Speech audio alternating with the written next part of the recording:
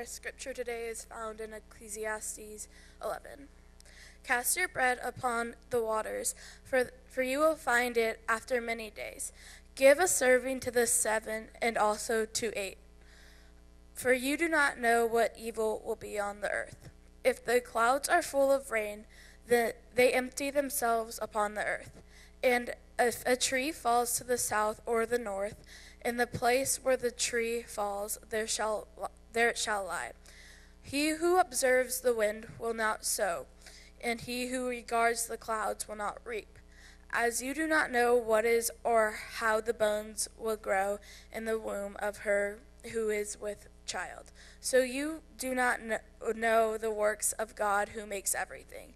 In the morning sow your seed, and in the evening do not withhold your hand, for you do not know which will prosper, either this or that, or whether both alike will be good.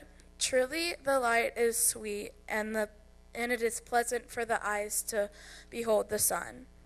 But if a man lives many years and rejoices in them all, yet let him remember the days of darkness, and they will be many. All that is coming in vanity. Rejoice, O young man, in your youth, and let your heart cheer in the days of your youth.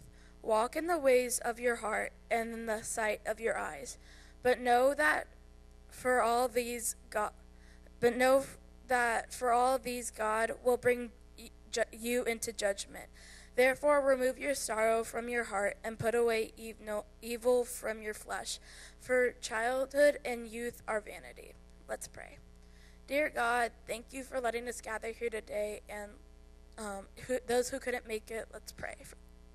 We pray that they are okay and everything's going to be okay. Prepare our hearts for what Jason is about to teach us today, and that we will be ready to learn more about you. In Jesus' name we pray, amen.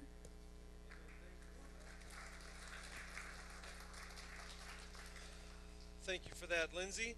All right, so Ecclesiastes chapter 11, we'll be wrapping up this study in Ecclesiastes in the next week or two, and I've appreciated the feedback from several of you.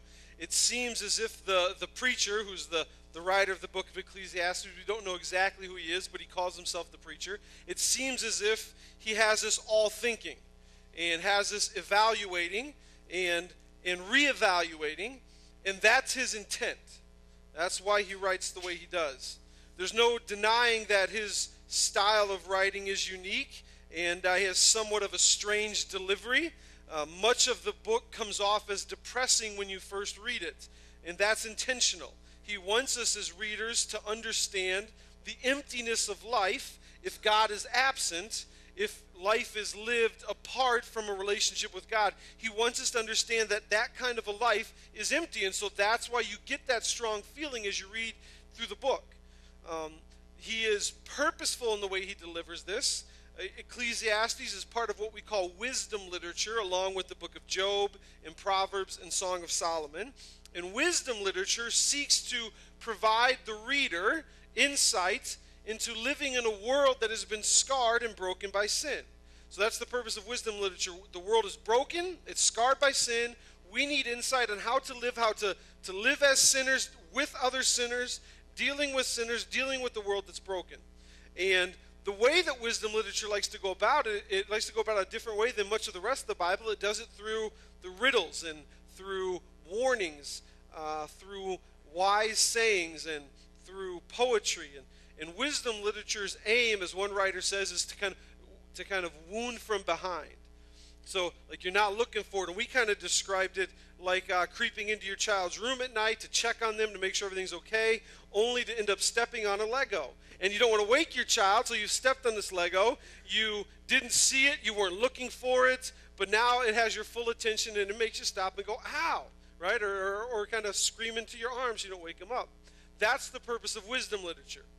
To kind of make you stop and say, wow, what was that? Whoa.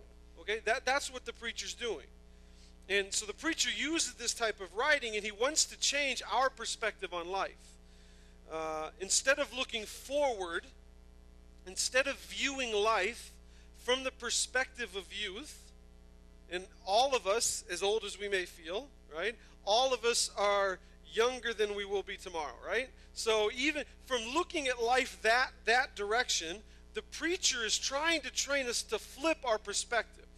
Okay? He wants us to flip it. Think about life from the perspective of your death, your last days. It's not meant to be morbid. It's not meant to be in this kind of morbid giving up type of philosophy. What he wants us to do is think about the time when opportunity will have passed you by. What might be at the end of your life regrets you have about the way you're living now. Think about life from that perspective. What might be some of your victories? And of course, most importantly, at the end of your life, what will God have been pleased with and glorified with the way you spent your life? That's what we're supposed to think of. So allow that perspective to change how you live now. Don't waste your life. That's what the preacher wants us to understand. Don't waste your life. So chapter 11, he's beginning to make some conclusions. And as we get to chapter 12, we're going to see it culminate there with conclusions on life and how we should live. But he's starting to do it here. He's starting to bring those conclusions now. So we've read that life is short. It's like a vapor. It's like the smoke of the birthday candles after you've blown them out. That's what your life and my life is in regards to eternity. It's just that quick. What are we supposed to do then with this knowledge? What are we supposed to do with the knowledge that our lives are so short in light of eternity? What's the wise response? Do we throw our hands up in despair? Do we live as if it doesn't matter? Do we quit? Do we live then only for self, for our own personal desires, our personal gain? And the preacher's answer is no. The answer, in fact, is what you should do in light of this is you should be bold. You should live courageously. You should, as we're the title of the sermon today, go for it. As has been the case, the preacher likes to toss out these Legos, and he's tossed out a few more. Listening again as Lindsay read it today, I'm thinking of a few of them, these verses that make you stop and go, what? What is he saying? I mean, look at verse 1. Just look there. Cast your bread upon the waters, for you will find it after many days. What is he saying? You ever thrown some bread in the water? Anyone ever want to find that bread after a couple days? Like, if it was even possible to find that bread that's been thrown in the water, would you want it after it's been in the water for a couple days? Kind of moldy and soggy, right? Like, who wants that? I still recall second grade. We had this kid in second grade. His name was Gregory, second grader, and every day for lunch, he would have his peanut butter and jelly sandwich, and he would take his Kool-Aid juice box, and he would empty his Kool-Aid juice box onto his sandwich. And as second graders, we were mortified by this. Like, what are you doing, man? He's like, oh, I like it this way. And he would eat it. That's disgusting. Like, who likes bread that is soggy? So what is the preacher doing when he says, cast your bread upon the water? Because who wants soggy, moldy bread? And why not just keep the bread then, if that's what you're going to do with it? I don't know about you, but I think the picture I initially have then is of like feeding ducks, right? Like, so maybe a bag of breadcrumbs that you're throwing on the water. So is the preacher talking about giving like this? You know, casting some bread out to give, to be kind to somebody in need. And there is a lot of discussion among writers about what he actually means by this verse and a few others here in this passage. But I believe what the preacher is saying, and I'll tell you why here in a second. I believe what he's saying is life is short, so invest. Invest deeply, invest broadly. That's what the preacher's saying. The word translated bread here in the first verse in the English Standard that I read is often translated grain. And maybe your translation has it translated this way. The New International Version does, and I think they have it right. So if you have that version, you'll get the right idea here. In the New International Version, it says this: ship your grain across the sea, and after many days, you will receive a return. This is the heart behind what the preacher's saying. So don't think like a bag of breadcrumbs that you're feeding the ducks with. Think of a small family farm in ancient times. And they have now harvested their grain. And that grain, that harvest of grain, it's their life's work. It's their life savings It is everything, and it presents great opportunity for future growth and for reward, right? But what do they have to do? It's the ancient times. What do they have to do? They have to take that grain, and if they really want top dollar, they have to load that grain onto a ship, and they have to let that grain go overseas and be traded. That's what they have to do. Now, the problem with this is it will take quite a bit of time, months or even years, before they even get word, let alone find out what their investment brings. Imagine being a person then. No GPS, no instant communication, sometimes years before a ship would return. And when the ship returns, then they realize the fruit of that investment. That's the picture of what the preacher is saying, invest in this way. I think about that and think what it must have been like. I'm frustrated when my Amazon Prime box gets delayed for a day. I can't imagine like taking your entire life savings and trusting it to ship captains and hoping within a couple years that you're going to get a good return on it. How long would it be? So after all the preacher has said about like the brevity of life and the emptiness of life apart from a relationship with God, what are his conclusions? What are we to do? And the answer is go for it. Invest all in for the glory of God. Invest the resources you have. Cast your resources upon the waters of life. This is about a life that has an eternal look to it. Looking ahead to the future after many days, you will find it. Use the resources God has given you. Use the time you have, your gifts, your talents, your money, and throw it out on the waters of life, and don't expect an immediate return. Don't expect an immediate return on your investment. See, I did that yesterday, and it's right here today. Don't expect that. He promises, though. Right? In other places, he promises that work that we do for his glory will not be wasted. Sometimes we see a return here and now. Sometimes that happens. But when we spend our resources in this way, he promises we will see an eternal return on that investment.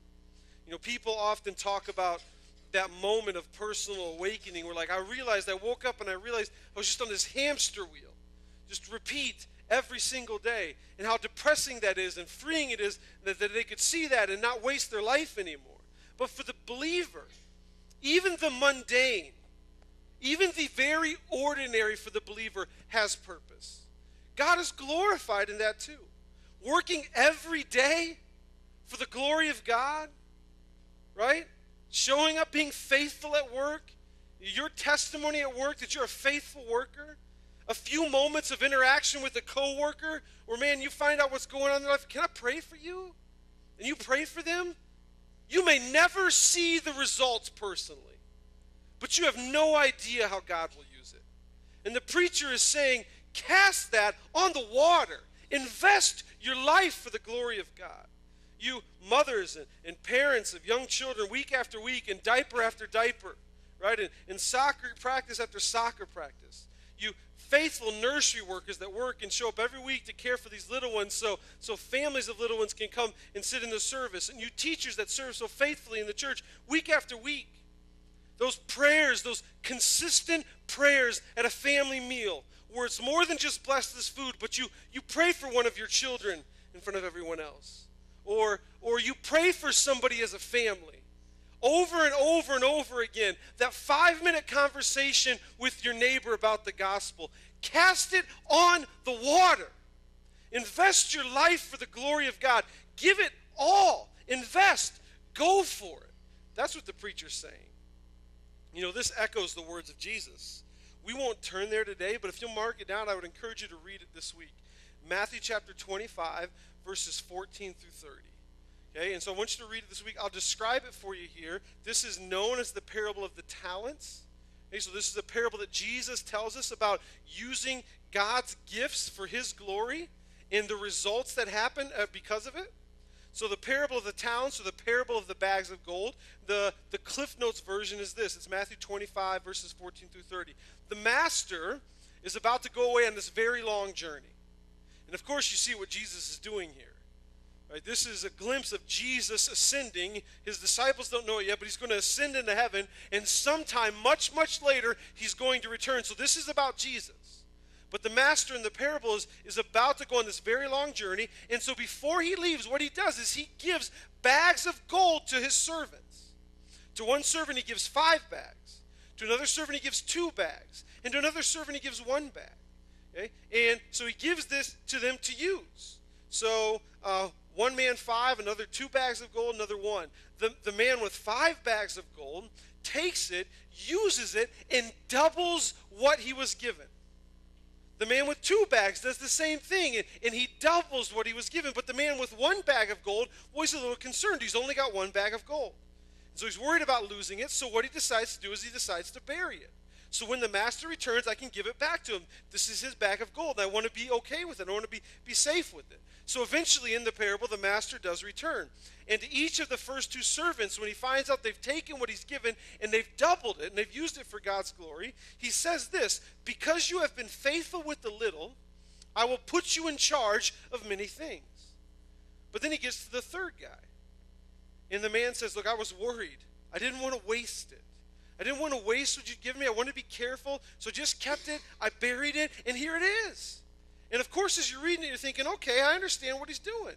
He's trying to be wise with his investment. So he doesn't want to waste it, so he's going to just bury it. And of course, we think, okay, but Jesus' response in the parable, the master's response, listen to this. Listen to it and let it wake you up. Okay? It woke me up this week reading it. Matthew 25, verse 28. So here's Jesus now pronouncing what's going to happen. So take the bag of gold from him and give it to the one who has 10 bags. For whoever has will be given more, and they will have an abundance. Whoever does not have, even what they have will be taken from them. And throw that worthless servant outside into darkness, where there will be weeping and gnashing of teeth. That's Jesus talking.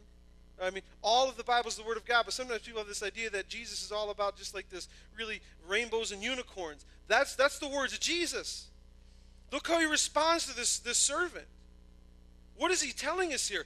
He is telling us that God has equipped us with resources so we can be stewards with those resources. We are to be stewards, and rivers with those resources flow through us into God's mission and for his kingdom. We're to invest, to cast our bread in the water. We're to be rivers, but not reservoirs. It doesn't stop with us. So here's the question to ask yourself. Are you using his resources to build your kingdom or his? Right? Invest. Go for it. The faithful servant uses it all. Cast your time, cast your resources, cast your relationships, your evangelism, cast it all on the water of life, and after many days, you may see a return. He's not done, though, on this topic of investing life for God's mission. He's not done. Verse 2, look at this. Give a portion to 7 or even to 8, for you know not what disaster may happen on the earth. And so since we're talking about investing, he's not really done. He continues it. He says here what maybe is a popular investing term, diversify. Maybe a modern translation of what he's saying about give portions to 7 or to 8 would be, like my dad says, don't put all your eggs in one basket. So invest, go for it for the glory of God. But the preacher has, up to now, he's dealt with tragedy, he's dealt with uncertainty. And we know from reading that one of the things about life that's both frustrating and unnerving is we're not in control nearly as much as we think. And that knowledge can be paralyzing. But the preacher says, don't let it paralyze you. Rather, it should motivate you to invest your resources that God has given you broadly for God's work, God's mission, God's kingdom. So to kind of bring that home, are all of your hopes, maybe some young people here, your hopes are on a specific career, like an athletic career. All of your resources and all of your time is around being this athlete. Well, what will you do if you have a catastrophic knee injury and you never play again? What will you do? Are you convinced that you've got a career, a future career in the music industry? Well, what if no producer ever hears your sick beats on SoundCloud? Okay, like, what? How are you going to do that? You know, one of the things that sticks out in my memory, one of the funny things as a youth pastor, love junior hires. There's just never a dull moment with junior hires, right? And one of the funny things I remember happening is there's a mother of a junior hire, 7th grader, and she said, look, Pastor Jason, he's been struggling with his grades, and it's not because he's not smart. He's an intelligent kid. It's because of effort. She's like, will you just talk to him? Talk to him tonight after youth group. So I pull him aside. I'm like, listen, okay, why are you struggling with your grades? And he was convinced that he was one day going to be an astronaut. And he said to me, and I quote, Pastor Jason, just when will I ever use English? And I just love, I don't know when you would ever use, I'm glad we're speaking Klingon right now, because just say that again slowly. Say it again slowly. When will you ever use English? He's now spent many years as a chaplain in the military, and then once stepping away from the military, now pursuing a degree at a prestigious university where he is using that grammar all of the time, right? All of the time. We think somehow that all of our life should be directed on this one thing, and the preacher's like, invest, but invest broadly in God's work and on his mission. Do 7 or 8 things for the mission of God, for the kingdom of God. Diversify. This is also, on a side note, why I'm somewhat hesitant about spiritual gift assessment tests. Now, don't get me wrong. I'm not saying there isn't a place for them. I think there is, okay? But it is where, no pun intended, I don't like to put all of our eggs in that single basket, okay? I'm not a big fan of putting it all there. Now, it is important for us to recognize gifts and develop them. But it's also not just an individual responsibility. It's part of why we're part of a church, where the church helps us recognize those things. And so I'm not a huge fan of spiritual gift assessment tests, because they're primarily introspective. You get to take it yourself. You kind of often box yourself into this certain area.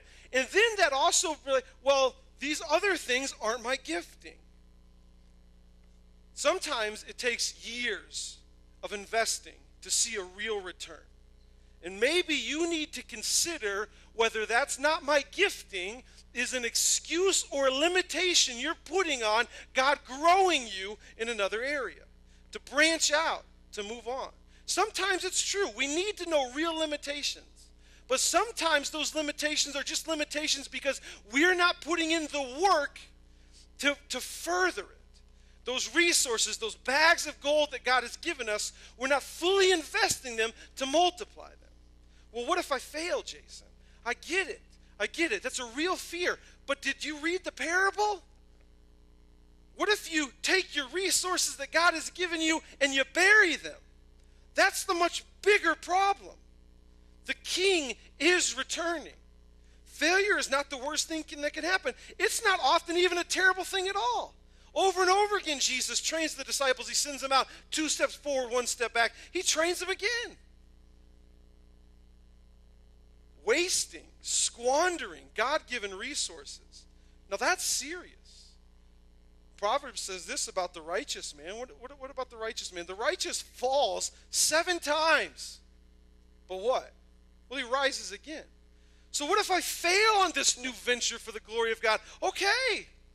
You're part of a church of failures, right? Like that's what we are. Let's just get back to it. Let's just, dust off the dirt and clean up the scrapes, and let's get back to it.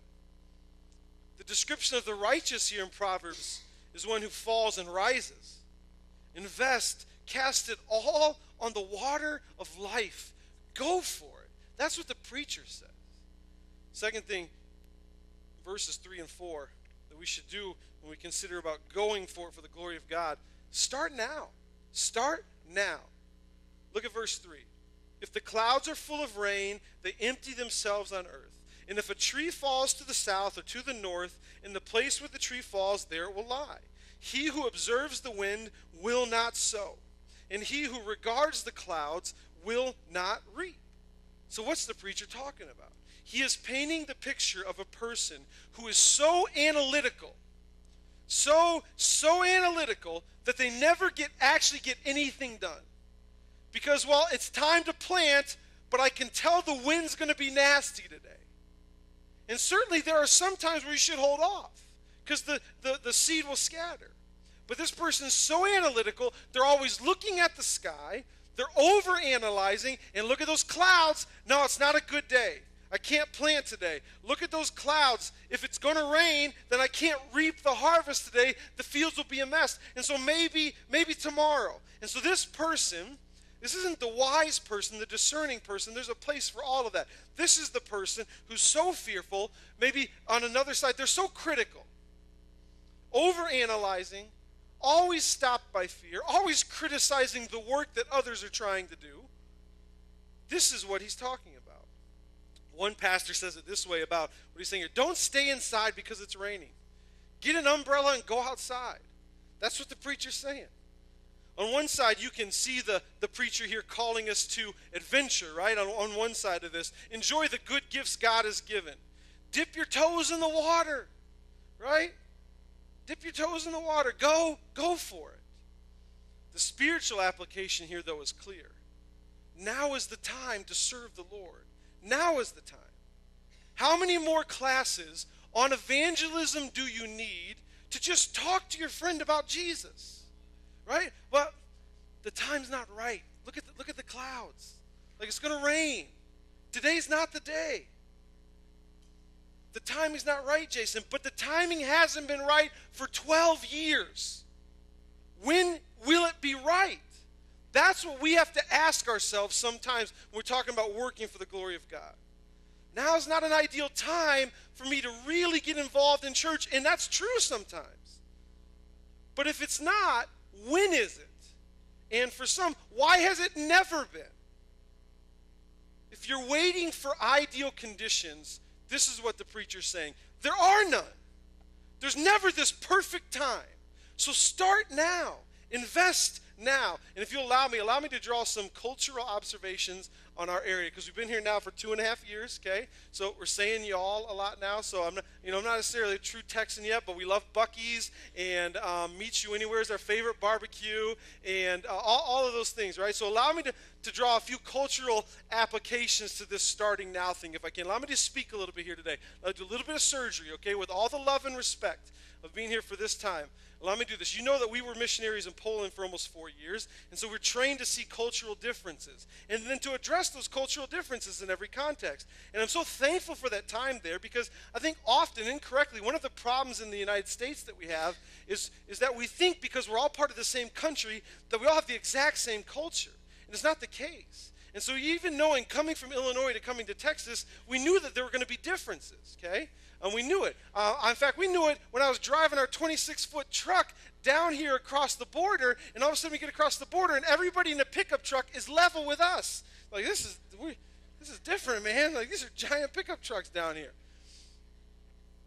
One of my observations, this is true of our entire country, but it's even truer about the DFW area, is this is largely an area of community, or a community of professionals.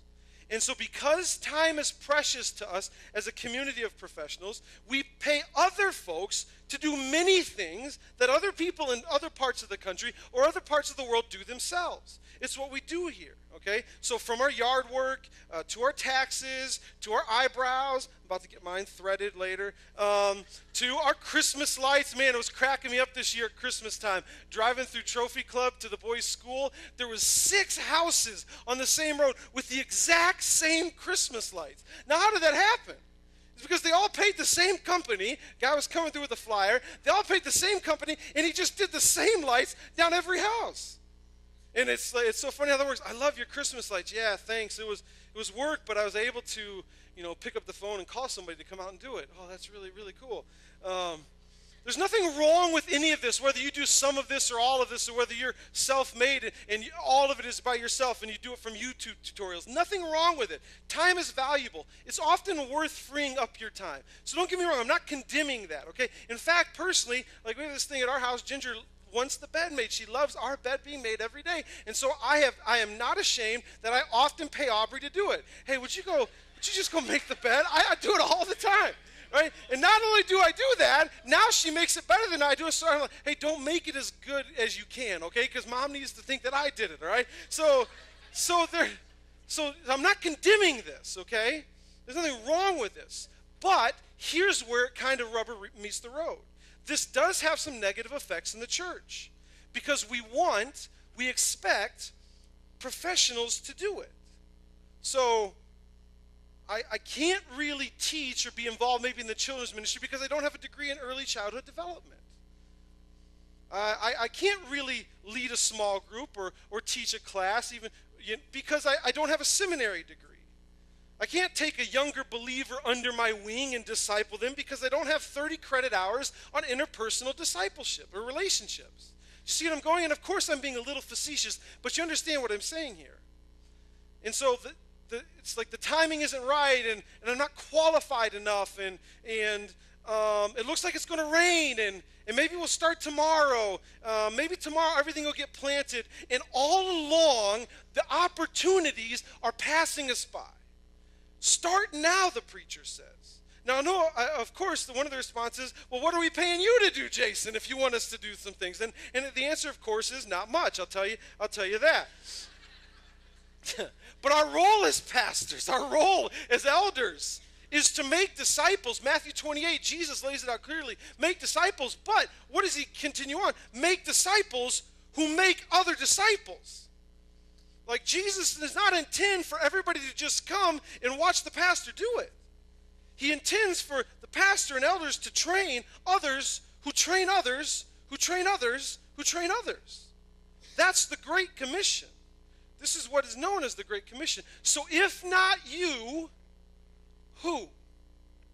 Who will do what God has perhaps gifted you to do? And if not now, and certainly that is a consideration, time and phases of life, it should be a consideration. But if not now, okay, I do see that I'm equipped, Jason, but just not now. Okay, that's fine. If not now, when? When? Start now. Refuse to allow the fear of the unknown paralyze you. This is what a robust understanding of God's sovereignty produces. It doesn't produce apathy. It doesn't produce like, whatever, it's going to happen anyways. It produces courage. I don't know the specifics. I can't see how it's all going to work out, but I've been called to live for him. I've been called to live on his mission, so I'm going to send my resources across the sea. I'm going to take the grain, my life's work, and I'm going to invest it across the sea. Yeah, it's scary. Yes, it's intimidating. I'm out of my comfort zone. Yes. Verse 5, you do not know the work of God who makes everything. He said, don't limit God. Don't put him in a box. You don't know what God can do. God's sovereign reign over everything, it produces, when it's understood correctly, this unshakable optimism. I don't know how it's going to all work out, but I know who wins in the end. And I know he promises, I will build my church, and the gates of hell will not prevail against it. So I'm just going to roll up my sleeves, and I'm going to get going for the glory of God. I know, too, that he loves taking our meager resources, right? Like our couple loaves and our couple fishes, and he loves to multiply them by the thousands and feed thousands with our crumbs. That's what God does. And so I'm just going to invest, I'm going to go for it, and I'm going to start now. Ordinary people who serve an extraordinary God. This is what fueled Moses at the Red Sea. This is what allowed Gideon and his 300 men to win against an army. They were ordinary. They were below ordinary, but their God was extraordinary. This is what motivated David in the valley against the giant. He wasn't confident in his ability. He was confident in the God who created everything. This is what moved the early church against the Roman Empire, against such great persecution. And this will fuel you. Don't hold on to it. Don't bury it. Cast your bread on the water, give it all away, and watch what only God can do. So introspection, right? Like, where do you need to invest? Maybe it's time to diversify. Maybe it's time to stretch a little bit, to get out of your comfort zone. So you're 50 years old. What if you spent the next year in a new area in your Christian walk?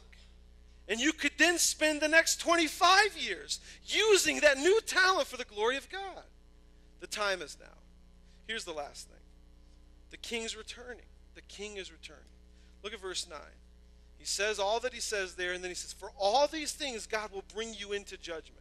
He's just putting it before us that all of us are going to stand before the king. That just like in Jesus' parable, the master is coming back, and he's coming back to check on the resources he's given his servants to use for his glory. The king's returning, and as Christians, there's no fear in the king returning. There's no fear in that. Our sin is paid for by Jesus at the cross. Every sin, every shortcoming, every doubt, every fear, every time we doubt God, all paid for by Jesus. So there's no fear in the king returning. It's paid for by the one who invested everything so that you and I could have life and have it abundantly. But he is returning. And so we should be motivated that the king is coming. So to close it up, and again to use some of that, like that application, that contextualization, right? Like, so for you theater buffs, this life, it's not a dress rehearsal. This is closing night.